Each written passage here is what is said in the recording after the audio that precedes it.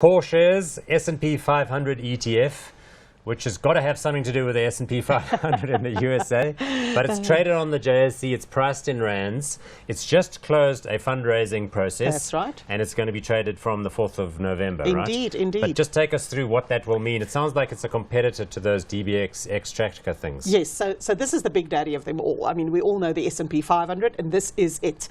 So what you are buying, quite right, it's the S&P 500 index, which of course is US-based and listed, but is representative really of global operations. So, because of the size of those corporations. Exactly. So S&P 500 traded in Rands on the JSE really just means... Stop right there. So we know that the S&P is at like, 2,000 points. So how does that translate into a JSE thing which is valued in Rands? So they convert that on a daily basis in terms of what is the value of the underlying basket in Rand terms, and your price that you pay on the JSE will be a Rand equivalent. So let's say the S&P in dollar terms does nothing, but the Rand depreciates by 10%. Your Rand price of that ETF is going to increase by 10%. So and so those two factors really drive it. Two driving factors. Absolutely. But you would buy this one if you felt that global capitalism was in good shape and the S&P 500 was going to do okay. Plus you wanted the Rand hedge element that this thing brings. Exactly. So you spoke about this being competition for the DBXs. Yes, it certainly is almost a direct competitor to the DBX MSCI US,